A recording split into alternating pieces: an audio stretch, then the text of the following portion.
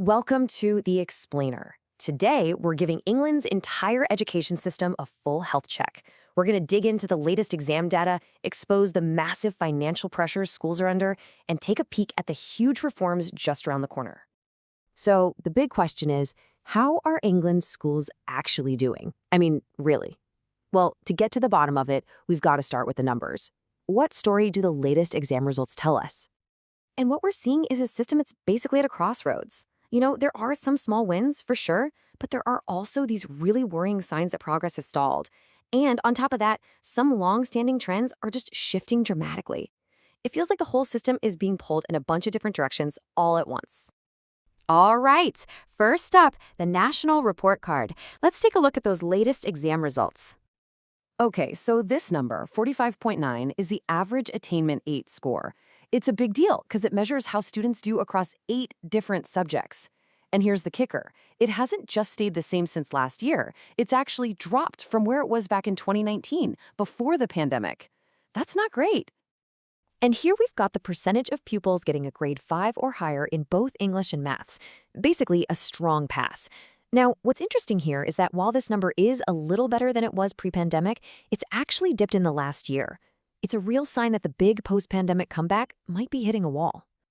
But, under the surface of these big numbers, something else is going on, something pretty significant. For as long as we can remember, girls have consistently done better than boys in these key exams. But that trend, well, it's starting to change, and fast. And this chart just shows it perfectly.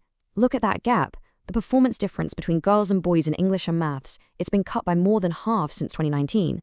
But, and this is a really crucial but, the gap isn't just closing because boys are doing better.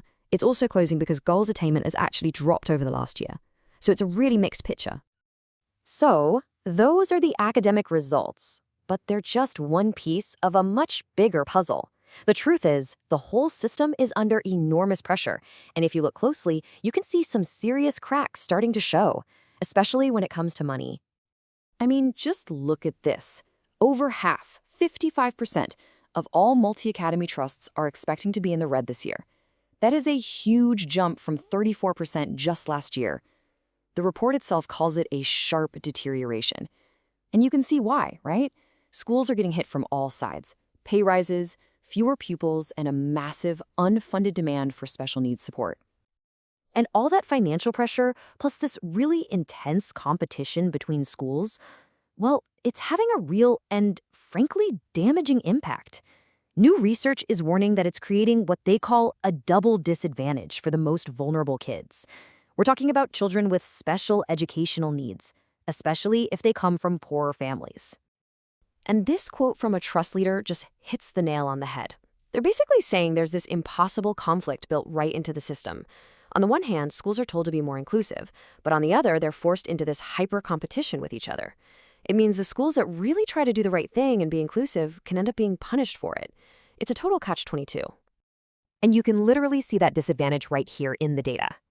This research found that middle-class parents have a much better shot at getting that crucial support plan for their child. And get this. They're far more likely to spend thousands, we're talking more than £5,000 on private help to get through a system that is supposed to be completely free for everybody. It's a two-tier system in practice. Okay, so as if all that financial and social pressure wasn't enough to deal with, there's a new player in town, a really powerful, really disruptive one that's storming into the classroom. Yep, artificial intelligence. And the speed of this is just wow. 80% of students between 13 and 18 are already using AI for their schoolwork. This isn't some far-off future tech. It's happening right now. And as you can imagine, people are really divided on whether it's a good thing or a bad thing. And this really lays out the two sides of the debate perfectly. On the one hand, you've got the students. They're worried. They feel like it makes work too easy, that it's crushing their creativity, stopping them from actually learning stuff. But on the other side, you've got the official line. The government sees AI as this incredible tool, this potential solution, talking about things like AI tutors for every student and AI-powered help for new teachers. So you've got stalling results, a money crisis, and this AI revolution. How is the government responding to all this? Well, they're getting ready to roll out a whole wave of new reforms. The big one is the upcoming school's white paper, and it looks like it's going to bring some major changes. We're talking about things like encouraging all schools to join a bigger group or trust, a brand new mandatory reading test for every single 13-year-old, and a real back-to-basics focus on behavior and making sure kids are ready for school from day one. But it's not just the government making moves. The school's inspector, Ofsted, is also trying to change things up. The only problem, their new plans are getting a level of pushback from school leaders that is, well, it's pretty much unprecedented. And this has become a genuine standoff. You've got Ofsted over here saying they're confident everyone will love the new inspections, and then you have two of the biggest head teacher unions over there not just complaining, but actually taking legal action, filing challenges in the High Court.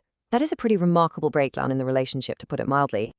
Okay, so we've talked about the big picture, the money, the politics, the tech, but what does all of this actually feel like on the ground? What does it mean for the teachers and students who are living this every single day?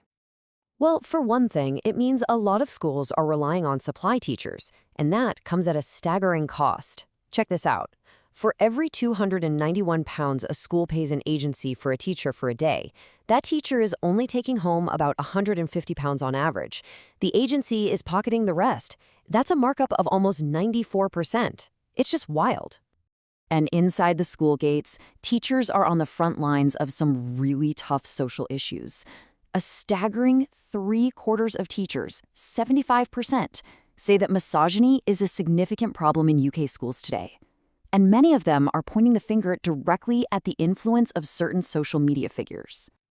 So, there you have it. England's education system is trying to find its way through a perfect storm, right?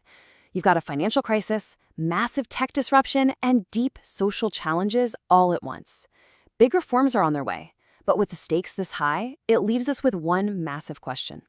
Are these changes going to be the bridge we need to close the gaps? Or could they actually end up making the divides even deeper?